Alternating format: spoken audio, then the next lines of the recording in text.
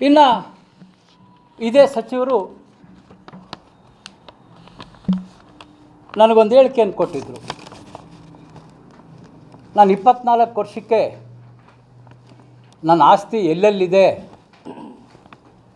ಗೊತ್ತಿಲ್ಲ, ಹರೀಶ್ಗೆ ಲಾರಿಯಲ್ಲಿ ಊಟ ಕಳಿಸ್ತೀನಿ, ಎಲ್ಲ ಹುಡ್ಕೊಂಬರಲಿ ಅಂಥೇಳಿ ನನಗೆ ಅವರು ಊಟ ಕೊಡ್ತಾರಂತೆ. ನಾನು ಅವ್ರ ಆಸ್ತಿ ಹುಡ್ಕೊಂಡು ಬರಬೇಕಂತೆ. ಇದು ಎಷ್ಟು ಅಧಿಕಾರ ಮತ್ತು ಹಣದ ಮದದಿಂದ ಅವರು ಉತ್ತರ ಕೊಟ್ಟಿದ್ದಾರೆ.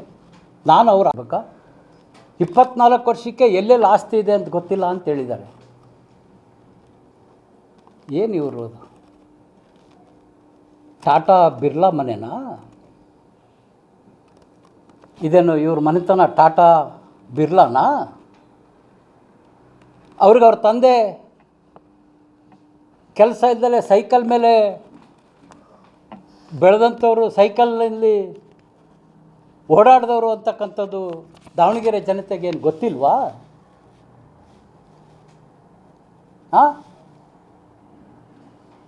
ಇವತ್ತು ರಾಜನಹಳ್ಳಿ ಹನುಮಂತಪ್ಪನವರು, ಚಿಗಟೇರಿ ಮಂತನ, ಮಧುರಾಯಪ್ಪನವರು, ಶ್ರೀನಿವಾಸ ಮೂರ್ತಿಗಳು, ಚಾರ್ ಮನೆಯವ್ರ ಮನೆ ಅಂತ ಇದ್ದರು. ಇವರೆಲ್ಲ ಭಾಳಷ್ಟು, ಶಾಮನೂರು ಶಿವಜ್ಜ, ಇವರು ಚಿಕ್ಕಪ್ಪನವರು,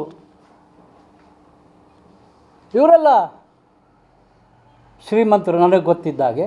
ಆದರೆ ಮಾನ್ಯ ಸಚಿವರು ಹೇಳ್ತಾರೆ ಹರೀಶ್ ಅವ್ರ ಆಸ್ತಿ ಹುಡುಕೊಡ್ಬೇಕಂತ. ನನಗೇನು ಗ್ರಾಚಾರಪ್ಪ ನಿನ್ನ ಆಸ್ತಿ ಹುಡುಕೊಡೋಕ್ಕೆ? ನಾನು ನಿನ್ನ ಆಸ್ತಿ ಹುಡುಕೊಡೋದು ಬೇಡ, ಏನೂ ಬೇಡ. ಮುಂದಿನ ದಿನದಲ್ಲಿ ನಮ್ಮ ಜಿಲ್ಲೆ ಆಗಬೇಕಾದಂಥ ಅಭಿವೃದ್ಧಿ ಬಗ್ಗೆ ಗಮನ ಕೊಡಪ್ಪ. ನೀನು ಆಸ್ತಿ ಮಾಡ್ಕೋ, ಅದ್ರ ಜೊತೆ ನಮ್ಮ ಜಿಲ್ಲೆಯ ಅಭಿವೃದ್ಧಿ ಕಡೆ ಗಮನ ಕೊಡು.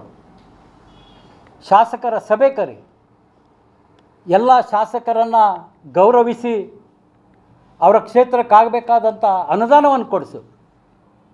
ಅದು ಜಿಲ್ಲಾ ಸಚಿವರ ಕೆಲಸ.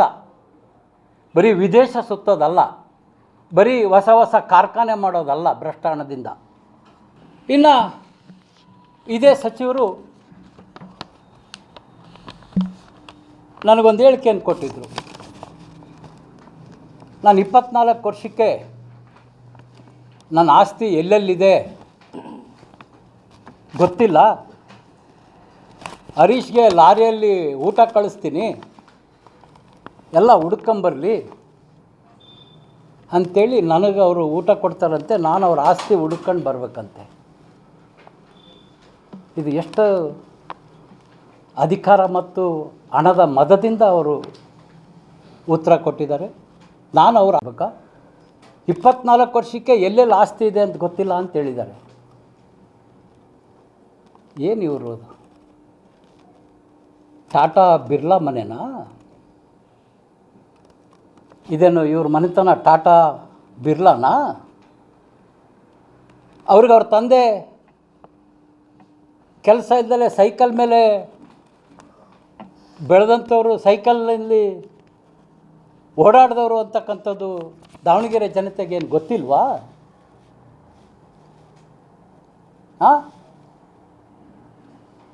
ಇವತ್ತು ರಾಜನಹಳ್ಳಿ ಹನುಮಂತಪ್ಪನವರು, ಚಿಗಟೇರಿ ಮಂತನ, ಮಧುರಾಯಪ್ಪನವರು, ಶ್ರೀನಿವಾಸ ಮೂರ್ತಿಗಳು, ಚಾರ್ ಮನೆಯವ್ರ ಮನೆ ಅಂತ ಇದ್ದರು. ಇವರೆಲ್ಲ ಭಾಳಷ್ಟು, ಶಾಮನೂರು ಶಿವಜ್ಜ, ಇವರು ಚಿಕ್ಕಪ್ಪನವರು, ಇವರೆಲ್ಲ ಶ್ರೀಮಂತರು ನನಗೆ ಗೊತ್ತಿದ್ದಾಗೆ. ಆದರೆ ಮಾನ್ಯ ಸಚಿವರು ಹೇಳ್ತಾರೆ ಹರೀಶ್ ಅವ್ರ ಆಸ್ತಿ ಹುಡುಕೊಡ್ಬೇಕಂತ. ನನಗೇನು ಗ್ರಾಚಾರಪ್ಪ ನಿನ್ನ ಆಸ್ತಿ ಹುಡುಕೊಡೋಕ್ಕೆ?